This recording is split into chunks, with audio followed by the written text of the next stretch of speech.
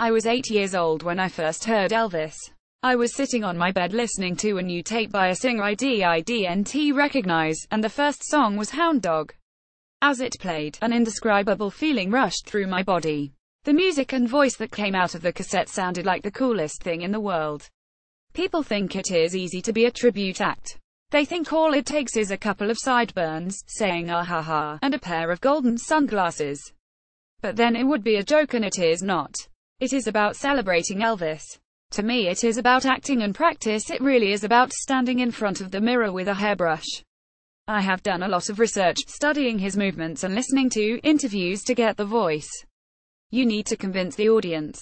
My respect for Elvis should shine through. I know I am not Elvis, but I hope that when I perform, people might forget that for a moment. Tony Nielsen, 31, Norway. Tony Nielsen. Photograph Andreas Beck. My grandfather was a big fan, and so is my father, who is a preacher. As a child, I used to sing in my local gospel choir, just as Elvis did. These days my dad always comes to see me perform.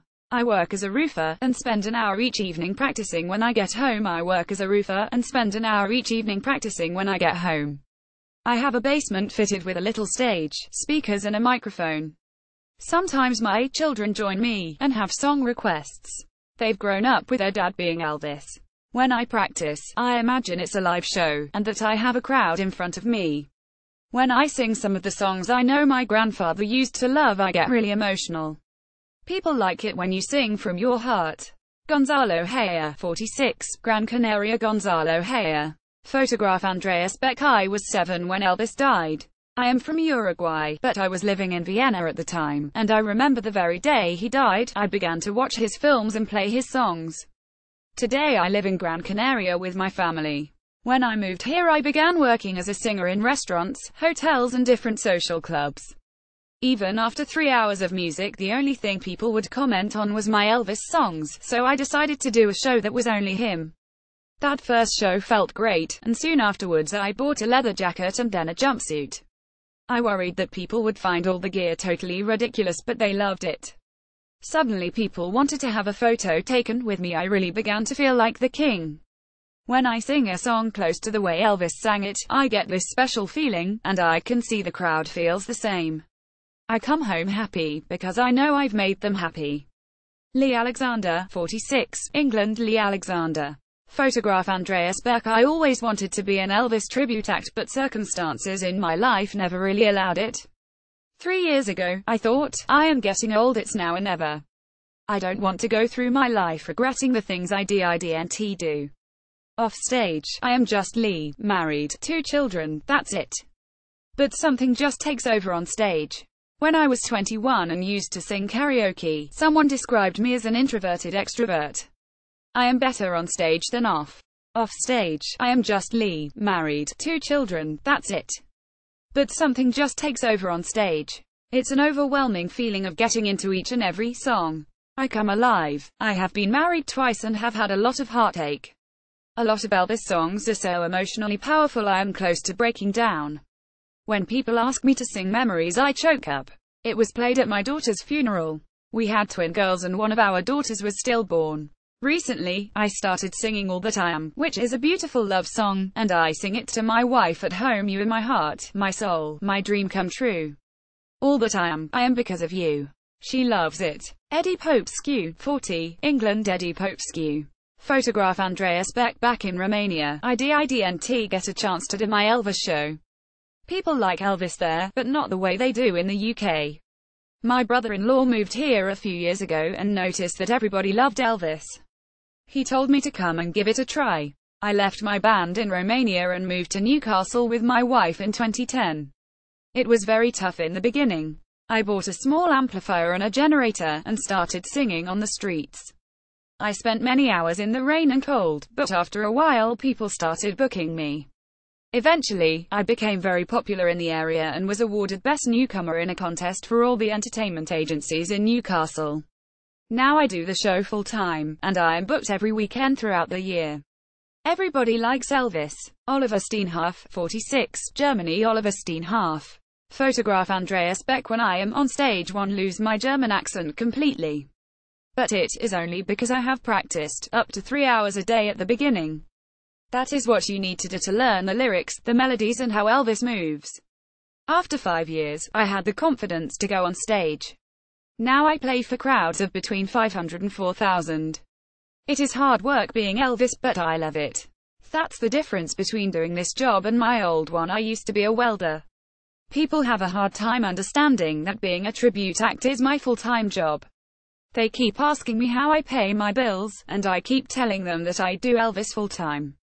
I worry about what is going to happen when I am in my mid-50s.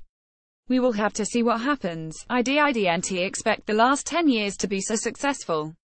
Being Elvis has taught me that instead of fearing failure, people should be positive. Follow your dreams. After practice and some lessons, success will come.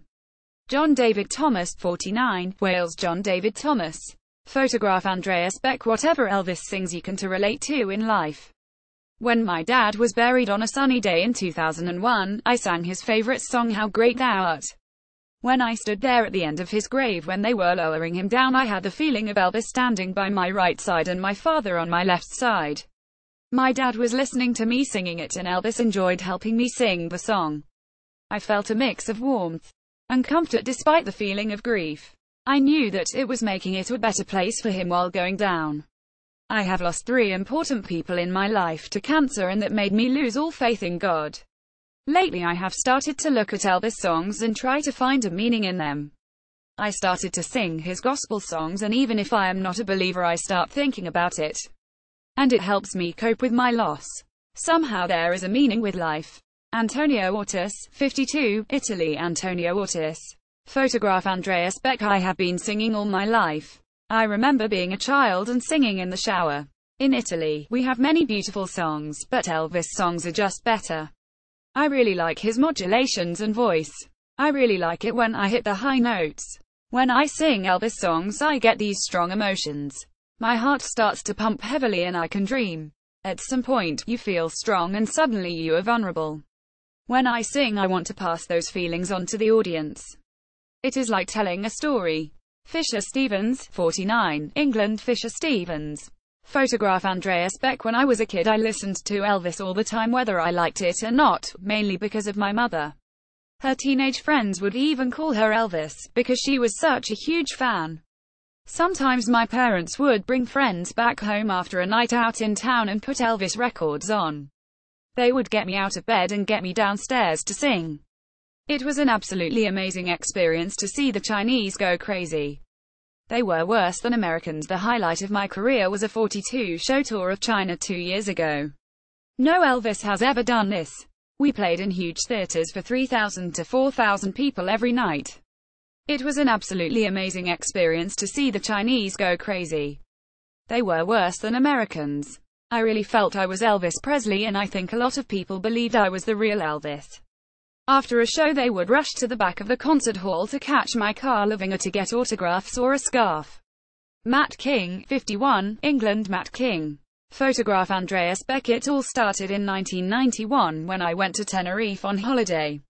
I was 23 and I entered a singing contest for fun and things just took off from there.